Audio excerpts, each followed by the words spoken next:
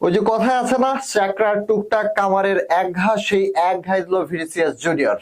এবং আজ প্রথম অর্ধে করলেন 2 গোল, যার কেরিয়ারে ছিল মাত্র 3টি আন্তর্জাতিক গোল। সেই কিনা আজ এক ম্যাচের প্রথম অর্ধে 2টি গোল দিল। সমালোচনার জবাব এভাবেই দিতে হয় এবং রাজাদের এভাবেই ফিরতে হয়। ভ্যালেন্টিয়ার লোডিং ভিনিসিয়াসের জন্য। এবং ভিনিসিয়াসের দুর্দান্ত প্রথম হাফের পারফরমেন্স নিয়ে বিস্তারিত জানাবো প্রতিবেদনে। লাস ভেগাসের এলিজিয়েন্ট স্টেডিয়ামে এদিন 2 পরিবর্তন নিয়ে মাঠে নামে ব্রাজিল দল। লেফট ব্যাক পজিশনে আরানার বদলে সুযোগ পান পোর্তোর ওয়েন্ডেল। আর শেষ ম্যাচে শেষে নেমে নজর কাড়া সেভিওকে শুরুর একাদশে রাখেন কোচ ডোরিভাল। তাকে জায়গা দিতে একাদশ থেকে ছিটকে যান রফিনহা। প্যারাগুয়ের বিপক্ষে এদিন শুরু থেকে আক্রমণ করে ব্রাজিল, তবে ঠিকঠাক গোলের সুযোগ তৈরি করতে পারছিল না।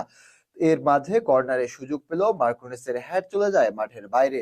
তবে ব্রাজিল প্রথমার্ধে সবচেয়ে বড় সুযোগ পায় ম্যাচের 32তম মিনিটে।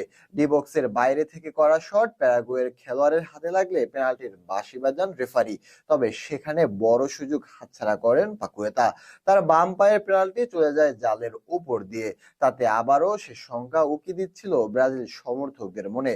তবে সে সংখ্যা উড়িয়ে দেন ভিনিসিয়াস জুনিয়র। জাতীয় দলে ভিনিসিয়াসকে নিয়ে সমালোচনা হচ্ছিল অনেক, তবে এদিন সবকিছুর জবাব দেন ভিনি।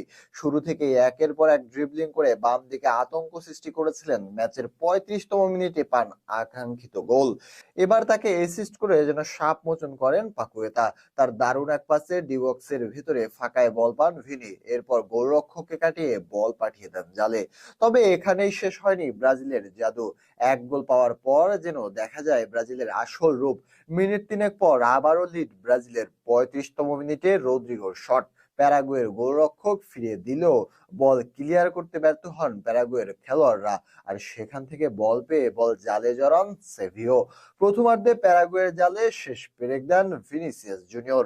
আবারও প্যারাগুয়ের খেলোয়াড়ের ভুলে ঠান্ডা মাথায় ফিনিশিং এ 3-0 করেন ব্যবধান।